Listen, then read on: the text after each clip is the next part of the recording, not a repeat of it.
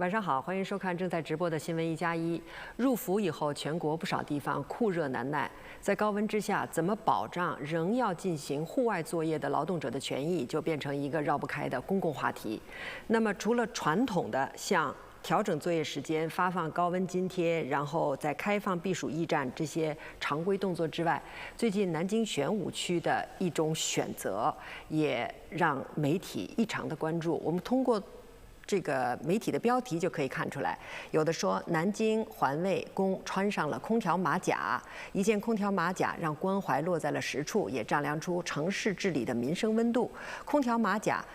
为何建议全国推广？他还提出了一个这样的问题：我们为何要如此在意环卫工人夏天穿什么？的确，这个问题也是今天我们要关注的。其实，这个问题发问本身就是在关注一个城市的精细化的治理应该如何去做，如何落实在每一个在高温天气下坚持作业的户外工作者身上。我们首先来关注南京的这种新的做法。最近几天，在江苏南京，一款环卫工人身穿的空调马甲备受关注。我们穿着这个马甲子呢，也很凉快。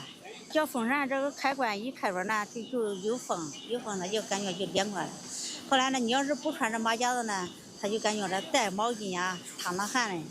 你一穿马甲子了，就毛巾不擦也不要带了。风扇呢是有一个3件套组合的，就是有2个电风扇，有一个充电器。充电器里面含有3个档位，就是有低档、中档、高档。开了以后，你看这个电风扇这个风就起到了很大的作用，它就这个风直接往上面了，整个都是凉散的，是不是？您一般大概开几档风？一般就是看这个温度，如果高的我们就开高档，如果要是低一点的温度，记得开中档。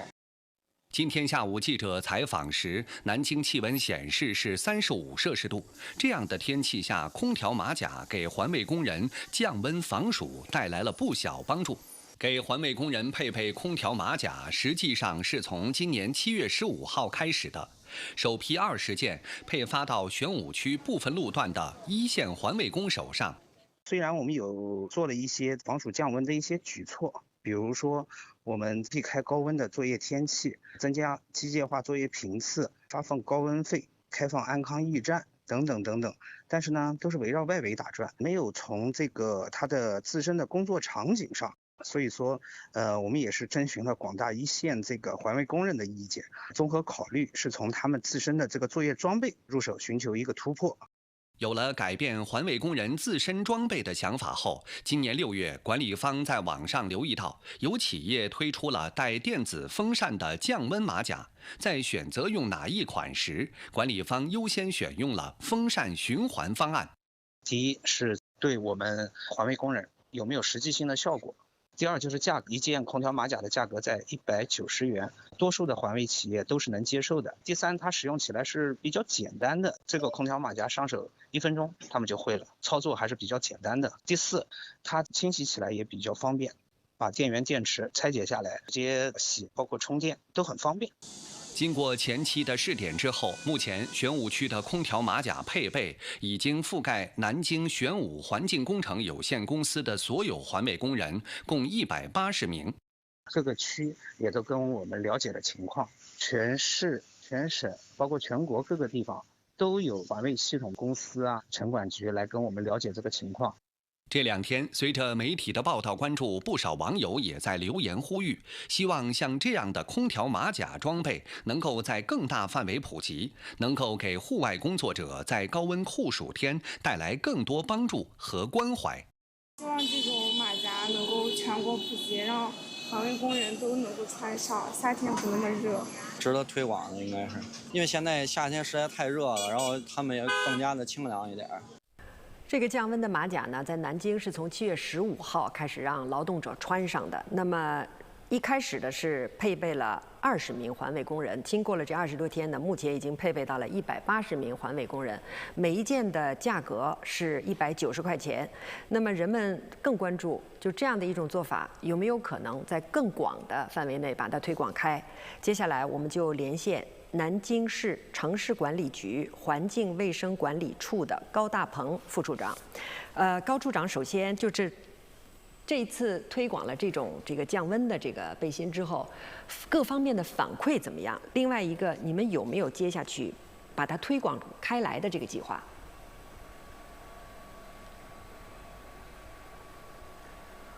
我们接到的反馈呢，环卫工人穿戴这个服装以后，感觉温度都下降了，而且呢，这个穿完以后，这个整个皮肤呢是干爽的，然后闷热感呢也非常的低，然后呢也不影响它的扫地啊、倒垃圾的这些作业，而且噪音呢也比较小。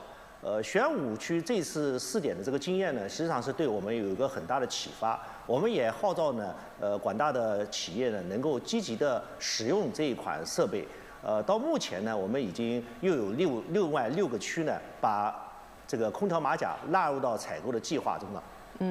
高处长，这笔钱虽然每一件马甲它并不贵，190块钱，但是如果能够推广开的话，当数量积累起来的话，这就是一笔钱了。那这笔钱是谁出？是环卫企业自己出，还是说是财政有专项的经费拨出这笔钱来？另外一个，它既然有一些这个耗损，那日后在使用的过程中耗损啊，包括一些这个维修啊、更换啊，再产生费用的话，谁出？那这笔钱会不会就这种，一个是买，一个是修，后期的这个维护，会不会成为一个推得更广的一个障碍呢？其实呢，对于空调马甲的这个采购费用的190元，对于我们环卫公司来说呢，并不是一个很大的负担，因为在我们的南京市的环卫作业的项目采购中，从这个合同经费中就包含了劳保服装的这一项经费的列支。我们的环卫公司呢，可以从这个服装的费用中去使用这个服装费用采购这样的空调马甲，来作为我们环卫工人高温期间这样的一个设备的配备。对于它的这样的一个维修来说，我们空调马甲含有电子风扇以及充电宝等设备，涉及到日常的充电啊、维修啊、设备的原器件的更换啊，确实是个问题。目前呢，我们的生产厂商提供1年的免费质保，后续呢，我们环卫公司呢也可以采购这个延保。另外，我们的南京市的环卫服装呢是按照2年更换1套的这样的一个频率，确实不会带来多大的一个困扰。高处长，其实在一开始我们就关注到了，那么传统的做法，在高温天气下呢，对于这些在户外作业的环卫工人呢，是有这个一些固定的做法的，比如说调整他们的工作时间，比如说请他们到这个休闲，就是这个休息的驿站中去。那么这一次玄武区采用的是上新设备这种方式，它多多少少反映了一种什么样的新的这种思路上的变化呢？其实呢，我们感觉思路的变化呢，我们也系统研究了这个案例。其实呢，我们市里面呢是非常高度重视呢，高温期间的环卫工人的劳动保障。我们也分析了传统的这一些常规的措施呢，它实际上与我们环卫工人的一线作业全过程呢，还是有一定的距离感的。而这个空调马甲呢，它作为一种移动式的、一种携带式的、轻便式的这种降温的方案呢，它能够全过程让环卫工人呢能感受到这个体感温度的这种下降。我们说呢，关心关爱环卫工人呢，既要有我们传统制度的保障，也需要这种科技设备的助力。而这种空调马甲呢，正是弥补了我们传统保障措施的一个空白。刚才您也说到了，传统保障措施里面是有空白的。实际上，我理解这个问题，不管是存量还是增量，目的就是要让户外工作者感到别那么太热，不能忍受。刚才我们说到了，一个是增量，就是上设备了。那么在存量，在原来的这种做法上，还有什么可以提高的空间？包括让他们去进驿站啊，包括调整时间啊，这方面你们的考虑是什么？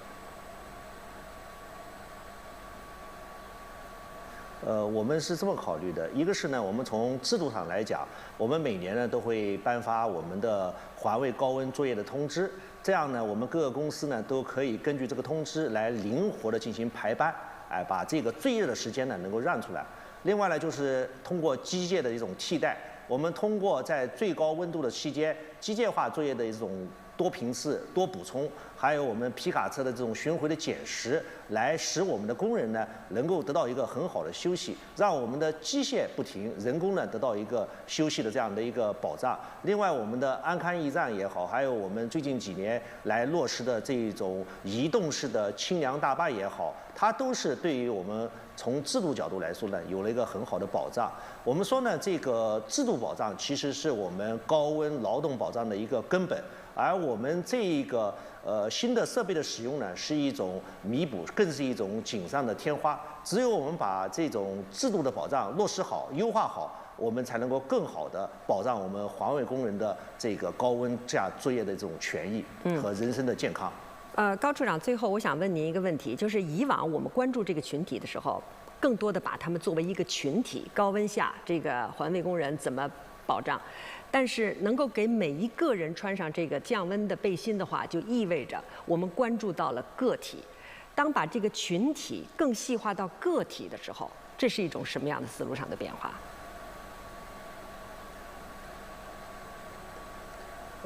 我们认为呢，就是我们要使每一名工人都有一种获得感，就是我们的幸福的生活要让每一名工人都能够体验到、感受到。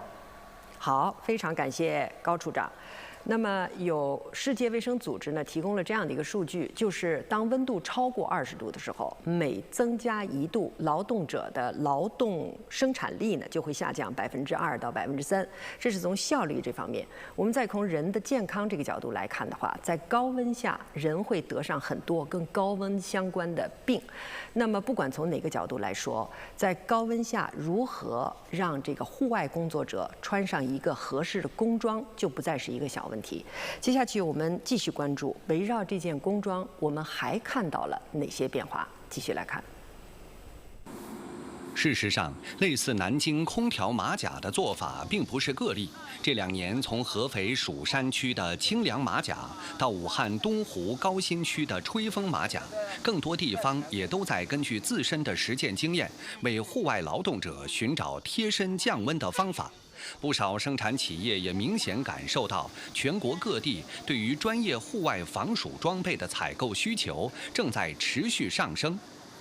今年的话，我们排单已经发出了2-3千件，预计在洽谈的以及在排单生产的，今年预计是2万左右。去年的话，大概一起是5-6千件的样子。主要是环卫工人、城管以及高速养护这种长期需要在户外进行白天户外进行劳动的这种群体。接下来有没有针对衣服材料方面的一些升级和更新呢？有的，主要就是因为现在的衣服我们想让它用聚酯纤维，就是一些新的一些吸汗的材料，对衣服本身织物进行一个升级，正在研究开发。然后另外一个呢，就是对于这个出风循环的一个设计正在研究，可能会有一个迭代的产品出来。去年7月，无锡市政府也留意到了户外劳动者的制服问题。据了解，无锡全市约20家环卫企业，每一家的制服标准、采购价格标准也都不一样。我们是开展了实地走访，发放了1000多份的调查问卷，针对透气性、吸汗速干性、活动便利性、防晒效果、薄厚程度等等7个维度进行统计分析。其中呢，我们也是发现防晒效果和吸干速干性相对得分最低，这也是我们新标准重点改善的2个方面。此外，我们还开展了夏季服装面料的升温测试，得到了不同含棉量服装的这个升温曲线。在省住建厅的指导下，研究改进服装版型，最终确定了这个新标准。2025年下半年起，无锡市环卫中心联合生产厂家启动新面料研发。经过反复试验和实地调研，最终确定了升级方案。相比过去含棉量仅30%的老款，新工装含棉量翻倍，并同步搭配可拆卸冰袖、防晒面罩和颈罩，形成基础工装加防暑单品一体化清凉套装。我们发现这个全棉面料吸汗后不易干燥，加重了闷热感。含棉量低于30%的面料呢，穿着体验比较硬，透气性也不好。含棉量60%，吸湿透汗性更强，穿着感受比较舒适，达到了平衡点。同时呢，我们也在版型上增设网眼，加宽下摆，搭配了可拆卸的冰袖或者袖套，方便环卫工人防晒。今年上半年开始，无锡陆续启动环卫工人工作服换新工作。截至目前，已经完成1.2万名环卫工人工作服换新。以前的衣服10分钟衣服就潮了，现在的衣服20分钟到半个小时才会潮。现在的新衣服吸汗力比较好。同样穿上改良设计工作服的，还有一些上海的环卫工人。在上海虹口区，记者看到新款夏装环卫工作服采用了更加轻薄透气、耐磨速干的面料，可有效缓解高温作业闷热不适感。第一个方面就是他们的一个款式的更新，其次就是环卫工人的舒适性。我们在环卫工人的腋下增加了一个透气孔，网状型的，包括我们环卫工人的帽子也变成网状的，让他们在夏天可以更舒适。他们的袖管是可以随时撸起来，然后我们有专门的固定纽扣，以便他们的一个舒适性的一个工作状态。关于劳动者的高温保障这件事情，我们国家有硬性规定，就是40度的高温绝对不能作业。但是40度之下呢，这个空间没有规定，我们也没有标准。恰恰是这样的一个空白的一个空间，我们更应当去设身处地的体谅这一群在户外工作的，在高温下户外工作者，他们应当怎么去保障他们的权益？我们也应该怎么做才最好？怎么样能提供一个更好的答案？我们来联系中央财经大学劳动法和社会保障法研究中心的沈建峰主任。沈主任，首先我想听听您怎么看南京玄武区的这个给环卫工人在高温下作业，给他们穿上了一件降温的马甲这件事情。主持人好，我自己觉得刚才在这样一个片子里面看到的这样一个现象呢，有这么几点值得我们关注。第一点呢，就是我觉得是科技赋能。我们随着这些科学技术的进步，它不仅服务于生产条件的改善，也在不断的让这个劳动条件的改善运用科学的技术，这是第一点。那第二点呢，我觉得主要是共享发展成果层面，就是随着这种社会经济的发展和进步，劳动条件和劳动保护的条件也在不断的改善。我们不仅是说要穿的也更安全，那同时呢，我们还要考虑看穿的更舒适，穿的更舒服，这是第二个。第三个呢，就是我感觉呢，我们相关的企业和我们的工作人员呢，能坚持以劳动者为中心，能积极的落实这个以人民为中心的发展观，它积极的推动呢，就是相关劳动条件的改善。那么在这3个方面呢，都还是非常有启发和有亮点的。沈主任，刚才我们媒体关注这件事情的时候呢，有一个媒体的报道里面用了这样的一个设问，他说：“我们为何要如此在意环卫工人夏天穿什么？”您的答案是什么？另外一个问题就是在社会金字塔里面，环卫工人是处在相对靠下阶层的这样的一群工作人员。那么，当更多的城市关注到这一群工作者的时候，它反映了我们社会的一个什么变化？就是我自己觉得，就是我们关注环卫工人的这个工装问题呢，是因为环卫工人他是最离我们生活最近，和我们接触最多。同时，我们也能看到，就是说工装这样一个东西是最基础性的劳动条件，所以我们关注环卫工人的工装问题，其实在关注呢最基础性的这些劳动者，他的这个劳动保障的问题，这是环卫工人的问题。第二个呢，就是我们关注这个户外劳动者的工装问题呢。事实上呢，对户外劳动者来讲，工装也是像刚才谈到的最基本的一个劳动保护条件，而且它的改善呢，对于这种提高作业者的这种安全感和舒适度也非常的关键。所以其实我们在关注工装，但是呢，我们关注的不仅是工装，其实关注的是劳动条件的改善。在当前的这个社会经济发展的背景之下，怎样让这些户外的这些最辛苦的劳动者，他的劳动条件不断得到优化。沈教授，我们再看啊，就是我们一定要结合这个天气、气候变化的这个背景来看，可能一年会比一年更糟糕，这个夏天会更酷暑难耐。那么在这种当它变化已经显现出一种趋势的时候，那作为这个防暑的配套措施，是不是也要能够匹配得上这个气候的变化呢？对，我自己觉得就是随着我们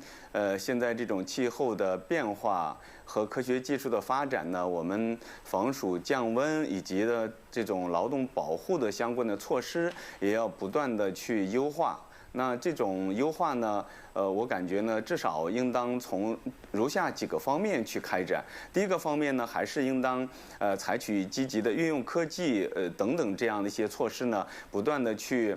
和生产条件相匹配的去改良和改善这个劳动条件，这是第一个。第二个呢，我觉得呢，主要还是要